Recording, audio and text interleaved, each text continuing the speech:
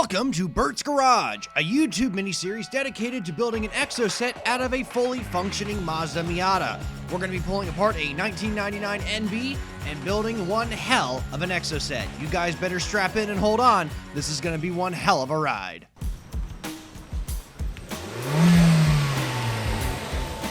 And first to arrive is Bert, avid YouTuber and 3D printing enthusiast. He likes big guns and he likes to go fast.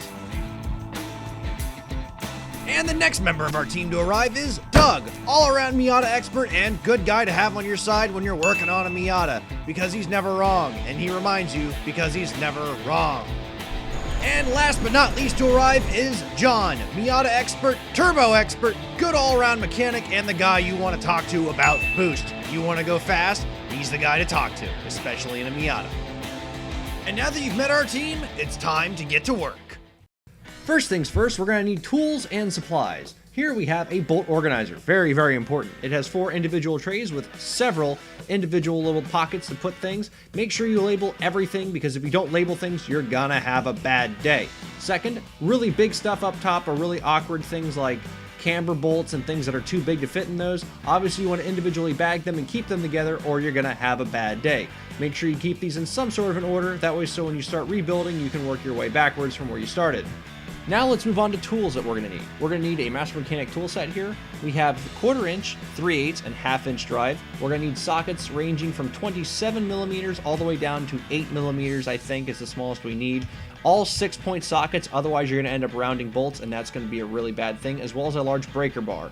Then we're going to need screwdrivers, from flathead and Phillips head screwdrivers all the way down to the smallest ones for those pesky trim pieces, an impact driver, impact bolt, universal joints, painter's tape, magnetic trays for your bolts, deep well sockets, needle nose pliers, dikes, a larger pair of dikes, and a flashlight. And now that we've got that figured out, let's get to work. Welcome back, everybody. I'm Bert, and welcome to the garage. Now, it's just me this morning because the rest of the team hasn't gotten here. I told them they could show up a little bit later, so it gives us a little one-on-one time. I know, just what everyone wants, one-on-one time with Bert. Really not. Anyway, so last episode, what we did is we separated the tub from the roller skate. And I have to say, the roller skate it's incredible shape. I'm almost curious if the rear of the car is not the actual stock rear of the car, and I'll tell you why.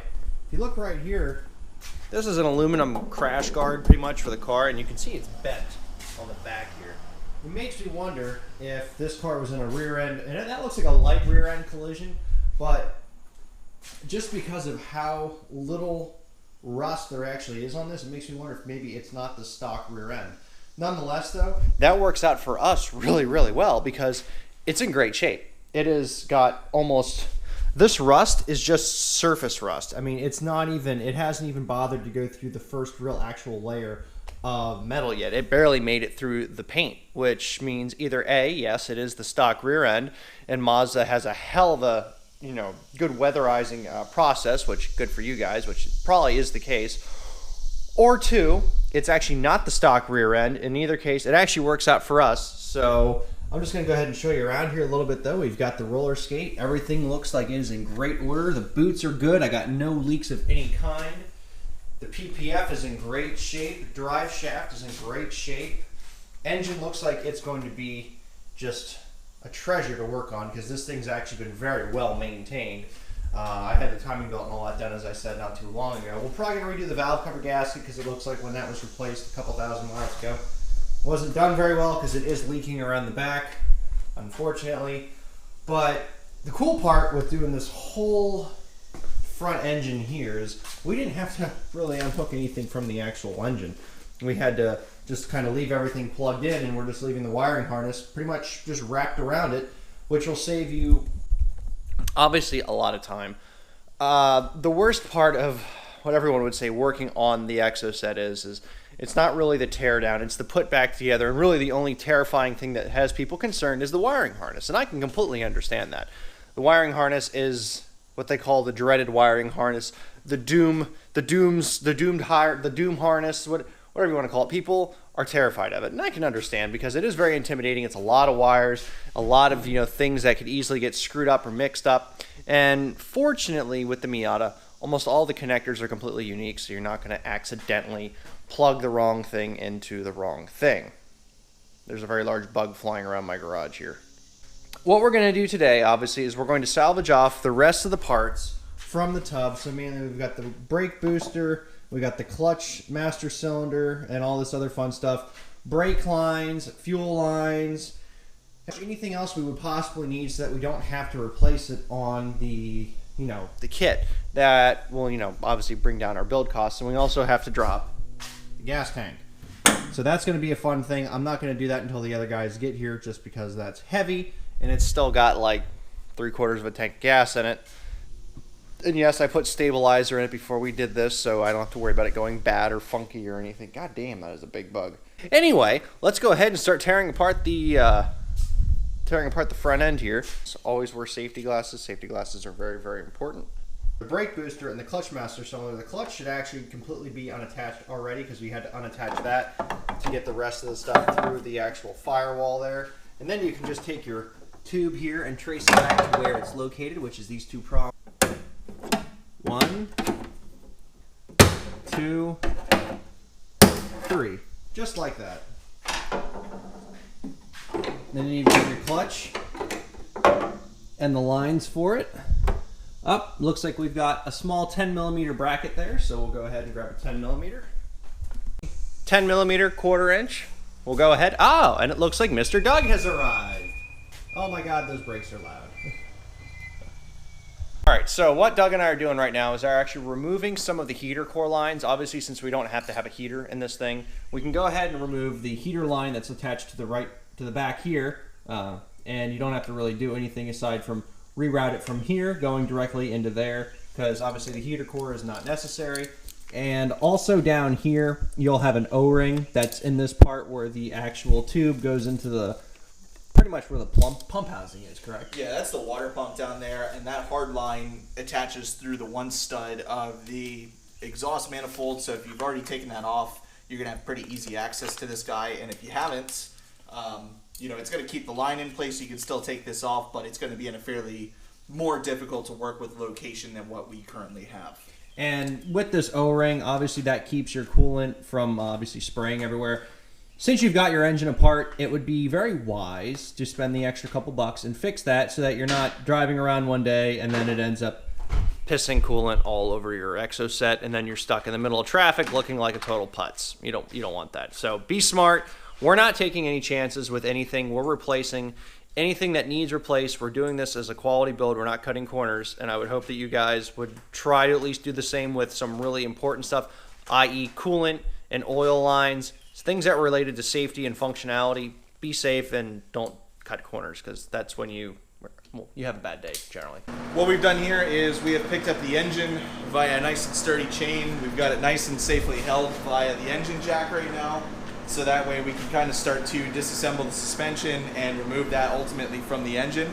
So what we're going to do now is we're going to remove the shocks and springs from each corner. You're going to find 17mm bolts around all 4 corners. The fronts, you'll have a bolt and a nut, front and rear, whereas the rear side, you're just going to have 1 bolt in from the side. So you'll want to take probably an extension into deep 17 to get by the tie rods here. And we're just going to get in. We're going to get a wrench on the other side here. And then we're just going to spin that guy free. So once we remove that bolt, we have our OEM suspension. So now that we're at this point here and we've got the shocks out, we've kind of got the subframes all set up here, we're looking at what to do next. And what we're looking at now, so if we look over at the front end, we've got our transmission, our engine here, we've got our subframe, upper control arm and lower control arm. And the way we're looking at it here is essentially we can take the control arms, the wheel, the brakes, all that stuff completely off of the subframe first. Then we can take the subframe down from the engine via the 2 engine mounts at the bottom side. We're going to reduce the amount of weight that we're dropping off of this engine, so that way we're not putting anybody's feet in harm's way.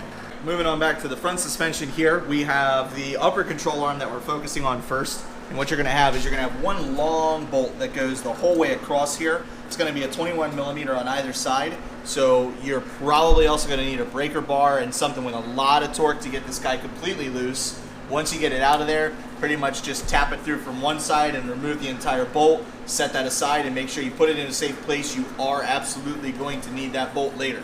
All right, so now that we've removed this upper control arm bolt, which is the big bolt, you want to go ahead and remove the cotter pin and the castle nut here. So you just want to take a pair of needle nose pliers, bend that down. You're not obviously going to reuse this pin, so you don't have to worry about that too much. Take the entire hub assembly here off with this bolt here, and then there's another one down here. It looks like it's about a 19. And this whole U-joint, top and bottom, should come completely off from the actual subframe here. All right, now in order to get the tie rod end out, there's a lot of conflicting ideas of how to do it. Our way works best. Come on over here, I'll show you what we do. It took us about 10 seconds. Now on the back side of the actual arm here, there's this little weld, flat spot here. Now, generally speaking, these rod ends are going to be in here very, very tight. They've put up with a lot of abuse over the years. So you're going to want to take a standard hammer and you're going to want to beat the living crap out of this right here, and do that for, you know, good 30, 40 hits. And don't hit it like a moron, but hit it hard enough to know that you're doing some work, and then it should just tap right out from the top. It only took us a good 10, 15 seconds to get it out, and that's all there was to it. And you can do that for both sides, obviously. You can try using a bearing pusher or something like that, but we find our way just to be a lot quicker, a lot easier, and we actually tried it earlier on one of these when we broke one of our bearing tools. So yeah, try to just do it this way and it'll save you a lot of headache and heartache. So we got this entire hub here off. The method for getting the top ball joint off is the same as the bottom one. You just need to whack this thing repeatedly for a good couple of minutes, sometimes on top and bottom. The bottom one didn't take very long, but the top one did take a while, and that will vibrate loose, and then eventually it will just pop right out. Ours went shooting across the shop. So now that we've got that taken care of, we need to take control, or take off the parts here for the control arm. Now, Doug has worked with these before, and apparently these things always break. There is a ball joint going into here, there's a 14 millimeter, and then there's an Allen key here on the end. That is what they use to prevent this from spinning, and apparently these always, always, always break. So be careful when you're trying to take these off. I'm going to try to at least break it loose with a 14 millimeter. Hopefully it does, it starts spinning, and then we can try to pull it apart. If nothing else, we're just going to cut the damn thing, and then we'll put some aftermarket pieces on that we'll detail later on. Now that we've got everything removed from the lower control arm here, we're going to go ahead and actually remove the lower control arm from the actual lower subframe. So, we've got 17 millimeter bolts, both front and back on both sides, and they're also the dials here. These control the camber for your wheels, so that's very important. Once you get it put back together, make sure you get that set up by either someone who knows what they're doing or consult some sort of a technical manual. Make sure you get it set up right, otherwise it'll ruin your wheels. So, we got a 17 millimeter here. We're going to take our breaker bar and we're going to break this thing off. Now, you don't have to take off the tire control or the steering control arm here. You can just take an open end wrench and put it through there, and you should be able to get all this open and take it off fairly easily, provided everything works. The copper pipe is not standard, but it works. All right, so after discussing with Doug, we are going to go ahead and we're going to mark where the camber was before we actually remove everything. That way, so we at least know for future reference and we don't have to kick ourselves at a later date. So, Doug, if you want to do the honors. So all we're going to do here is we're going to note where these raised up dents are on either side of the eccentric bolt. And we're just going to take a Sharpie here and we're just basically going to horizontally mark where it meets that at the uppermost point. The reason for doing that is so if we get this subframe, now any other case, you could take a paint pen and you could just mark straight across and make your line later. However, if you're going to take this subframe off and prep it and paint it like we're planning to do, then you're not going to be able to do that later. So what we've got here then is we're just marking the bolt in its previous location. Then we're going to take them out and keep everything together so that way they go back in the correct place and we can get everything back to where that it was. All right, so we've removed everything from the tire rod ends. Now we actually want to drop the entire steering assembly itself. So there's going to be 6 bolts altogether. 4 of them are 17 millimeters. You're going to have 2 here on either side, so 2 and 2, that's 4. And then you're going to have a bracket up here that's actually holding on to the lines. and then you're going to have to unhook the bolt right here, which actually attaches the power hose to the actual assembly. Now this is a hollow bolt. It's just like a steering line, or not a steering, I'm sorry, it's just like a brake line, so you want to, huh? Called a banjo bolt. It's called a banjo bolt? Called a banjo bolt. It's a banjo bolt. So it's hollow. You don't want to break that, because if you break that off, you're going to have a bad day. So be careful whenever you pull this all apart, and make sure everything is properly unhooked so you don't break or kink any of your lines either. All right, now that we've dropped the steering assembly, we're going to go ahead and just undo the 14mm bolts that are attached from the subframe to the actual engine mounts. We've already loosened these, so they're just 14mm. They're kind of small, unfortunately, but you know, that's what Mazda decided to do, and we'll just take these out. And all it is there's just a nut. It holds on a big washer there, and then when we do that on the other side, this whole assembly should then come straight down. So once we drop these 14mm bolts from the subframe here, this is going to drop down.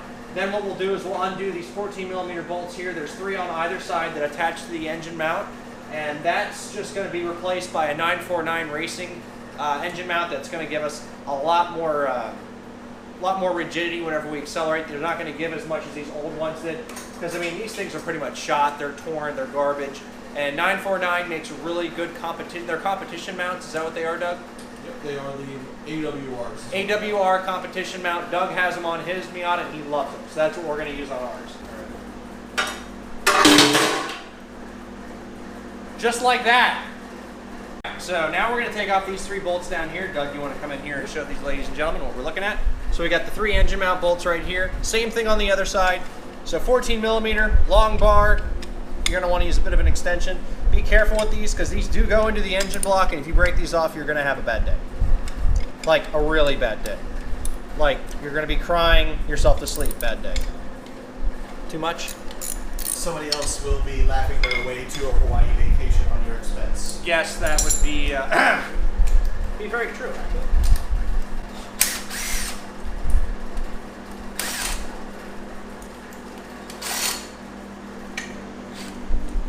Just like that. Oh my God, those are heavy. Holy Let's have us a look at how much your motor mount is in bad condition. So take apart the metal cups, and let's see the bottom of that. That is actually not in bad shape. It's untorn.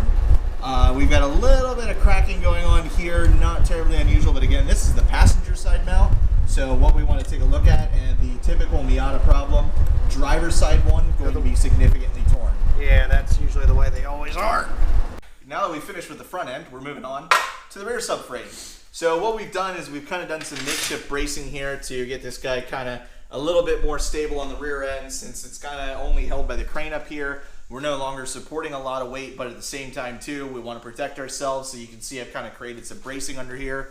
And the first thing we're going to do as we're working our way into this, we've already sprayed all the nuts liberally to hopefully aid in the removal of those, but now we need to make sure we can drain this differential. So you're going to want a 24mm wrench to do this, and if you're doing this still in the car, always recommend take out your fill bolt before you take out your drain bolt, because if you take off your drain bolt and then you can't get the fill one off, you're not going to be able to refill differential or transmission, both the same exact way. Always make sure you can loosen the fill bolt before you take off the drain one. So we're going to take the fill bolt here, and these guys are going to be on pretty good. Yeah, so, and I mean, obviously we're going to be switching this guy over to a Torsen limited slip rear end, and we're going to be disassembling this differential here. However, even to take this off and take the axle stubs out like you would need to do if you're disassembling your subframe, you're going to have to follow this step regardless here.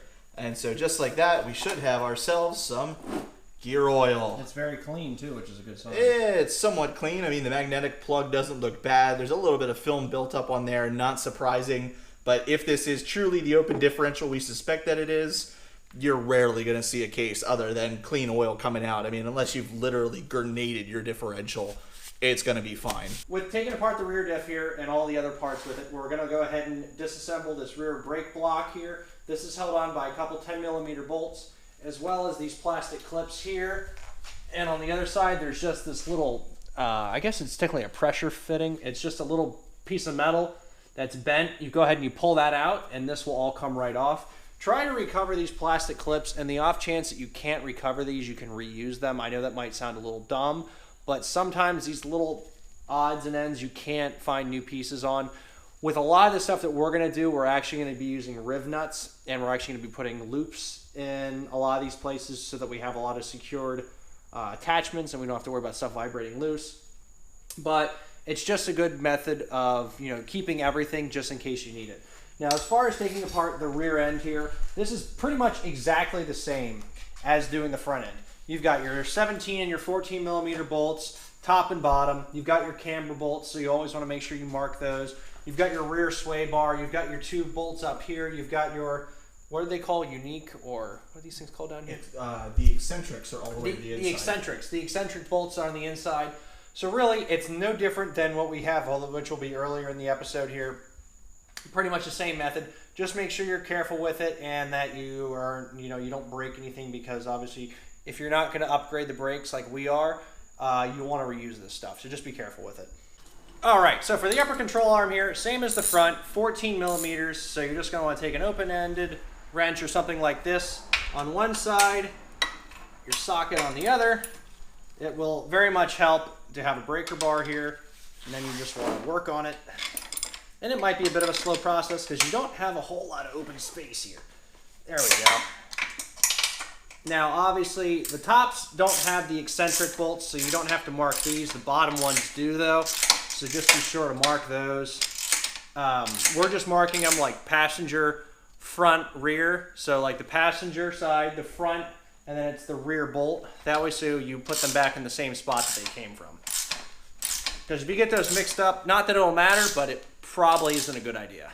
We've got the rear sway bar here. These bolts, unlike the front one, this bolt here has pretty much seized itself on. We cannot get it off. We broke a couple, you know, we're having trouble with it. So, because it has an Allen key bolt here in the front, and then you actually have to use a open socket or something of that sort to get this off, we're just going to go ahead and cut it off because we're not actually planning on reusing these. We're going to use aftermarket ones, which are called, which ones do you have? The Super Miata N-Links from 949. Super Miata N-Links from 949. You heard it there, guys. So we're going to go ahead and we're going to cut this thing right off.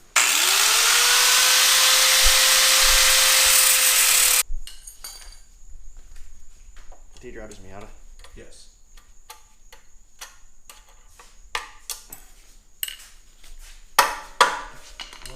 Hello!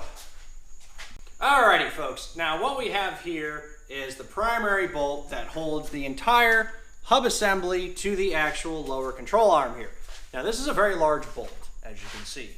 Are the nut on the end? Not so much. Now, getting this thing out is extremely difficult. We actually broke one of our ratchets, unfortunately, so we ended up using more large breaker bars, and it's a 21 millimeter that goes on the end here.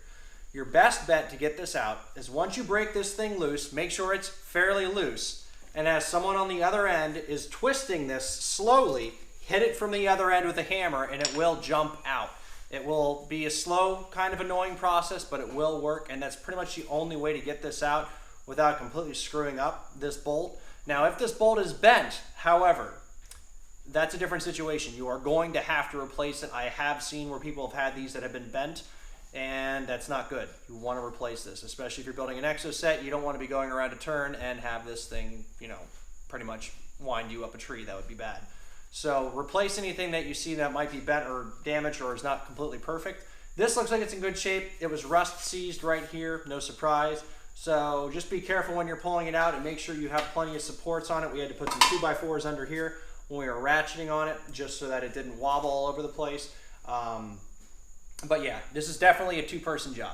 Yeah, so what we're going to do here, now that we've removed the last of the bolts from the control arms, we're going to free the axle from the differential here. So this makes it easy if you've got at least two people, one person to essentially brutally pull at the hub here, just kind of straight away from the differential, and the other, you can see my bar already in place. What you want to do is you want two prying devices, and you're going to get in on the axle on either side, equal but opposite force, and you're going to kind of keep pressure there. And then what you'll have is you'll have your second person essentially just kind of start trying to repeatedly pull at the axle. So get that free of the lower control arm there. You want to lift it up, John? There you go. Oh, Shit. We leaning? Put another block of wood. So now that we brace the other side for impact, we're going to get in here. We're going to put pressure against the axle. John, push forward and then pull out on it. Yep. It'll go. Now Yep. pull out. Just, there it is. came right out, just like that. And just pull her clear and free. And there you have your axle. The reason for doing that, if you just want to turn this over, this little clip right here around the axle, this little guy is what basically holds it in place, and you've got to overcome the force of that holding on from the other side in the differential. Rinse and repeat for the other side. So, recap. We had an interesting development we figured out here. When we were pulling apart the car, we realized that at one point it had been in a minor bumper-to-bumper collision in the rear end because the aluminum bump guard in the back is bent. And I had said earlier when I was recording that the rear frame here has almost no rust on it. It looks like it's in way too good a shape. Well, it has plenty of surface rust on it. However, if you look at the condition of the rear subframe here, and then let's go over and let's look at what was the front subframe. These don't look like they came from the same car. Which kind of gave us the inkling, okay, it was in a rear axle, collision at one point. Well, we just pulled the axles out. Now, I had always assumed that this thing had just an open diff because it kind of drove like crap. Then again, it could have just been this guy or the tires. However, once we pulled out the axles, we realized something. Let's go ahead and look down this hole here. You can see all the way through. Now, if it is, oh, don't shine it in the light of the GoPro, it'll mess up the GoPro. If you can see through your rear diff, that means you have a torsion. If there's a bar in between, that means you have an open diff, which means that this has a torsion limited slip differential already in it. Now, the annoying thing is that I already bought one. When I called Mazda, I gave them the VIN number of this car, and they told me that it did not come with a torsion from the factory. So what we have now surmised, Doug, is that someone at some point decided to do a rear engine or rear axle swap on this, and they put a limited slip torsion in this, even though it didn't have one from the factory. So now we have an extra torsion that we'll have to figure out to do with. So that's a couple $100 saved. So yeah, we've discovered something new. That was just kind of worth commenting on, and yeah, I'm sure you'll find something interesting with your Miatas as you're pulling them apart of possible infidelity. But yeah, it was really cool to find that. So at this point, we're going to drop the gas tank. Gas tank still has about 3/4 of a tank of gas in it, so it's going to be a bit heavy. We've got this shield down here that also has the canister for the evap system attached to it, so we're going to have to take this off. And then we've got the shield, which is held on by a whole bunch of, looks like 10mm bolts, so we'll have to drop this. And there's 4 bolts that actually hold in the gas tank. That's it. So you got 2 in the back here, and then there's 2 in the front underneath all of this junk that you'll have to get to. Obviously, this shield here is designed to protect your gas tank. Should an impact happen, it doesn't puncture it. And back here, you don't really need it because your whole back subframe is going to be sitting here protecting it. So yeah. At this point, what we need now is I need the impact and a 10mm adapter. And I'm going to take off the evap system here and drop this off. And then we can actually get to the rest of the bolts that are attached to the gas tank holding it to the frame. So we've taken out the 6 bolts. They're 10mm that hold in your evap canister. Then there's 2 more brackets that have 10mm going into the wheel well. And then there's a breather tube, which will just pull straight down. And then you've got 2 hoses here that feed into all of your fuel system. You're going to want to be careful with this stuff. Don't mess this stuff up, really. You're not going to have a good day if you do. So at this point now, we're going to go ahead and we're going to undo these 2 bolts here, which are also 10mm, pulling down the rest of this system. And then we're going to go ahead and we're going to start dropping all the bolts to get this shield off. And we'll bring the gas tank and the rest of the fuel system all down in one piece so that we can then work with it outside from being underneath this, which it's kind of cramped and you can't get the whole lot. Sick rep. All right, so we took out the 4 bolts. Unfortunately, the camera decided to shut off on us. We now have the gas tank here. We're going to go ahead and we're going to slowly bring her down. She's hanging on that little lip up there. And then we got to feed all of the feeding tubes down through as well. So, Doug, if you want to get up top and feed that down. And guys, that is where we're going to leave this video off today. I don't want to make the videos really long because I have 28 minutes is roughly a good spot to stop. The next clip is about 15 minutes long, so we'll leave that for the next video.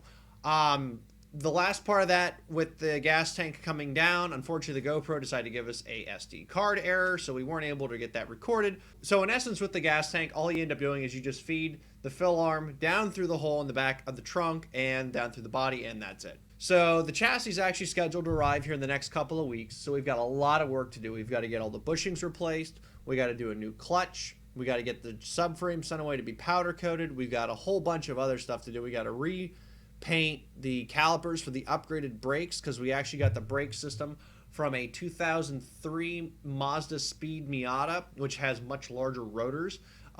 So extra power for braking, which is going to be very important since this thing isn't going to weigh anything. And I'm sure I'm probably forgetting a couple other things. I mean, we don't have to do the rear differential, which is nice. As you guys probably saw, I do feel kind of stupid, but, you know, there's no way for us to have really known before we pulled out the actual axles. So we've got an extra limited slip differential. Probably have to build another Exocet just so I can get rid of that thing. Anyway, with that being said, we are getting really pumped. We've had a lot of questions on the Exocet. The main thing that we're trying to do is we want to do forced induction. Now, one thing that the three of us, Doug, John, and myself, came to a decision on is we are going to do forced induction, but we're going to do a supercharger Rotrex kit from Track Dog Racing. Now, they make an amazing supercharger kit for the Miata, especially for the 99 1.8, where you can get 240 wheel horsepower from with their kit that they send you. Now, we're not going to do that right away, though. Main reason for that is we are lightening this thing significantly and we're improving its ability to brake and handle. I don't want to go ahead and then double the horsepower and make this thing extremely dangerous. The point is to not die, it's to drive it. So we're going to drive it naturally aspirated form for a couple of weeks, maybe a couple of months. Once we get comfortable with it, we know how it handles, we've tweaked out all the problems, then we're going to go ahead and we're going to slap that bad boy on there, and then all hell is going to break loose. But we want to learn how to drive it first. So that's what we're going to do. And anyway, I'm rambling on like an idiot, so I'm going to go ahead and leave this video here. Until next time, guys, I am Bert from Pixel Armory. Like, favorite, subscribe, and I'll see you guys next time. If you like Pixel Armory and the content we make, feel free to become a Patreon subscriber and support us just like our good friend Patrick.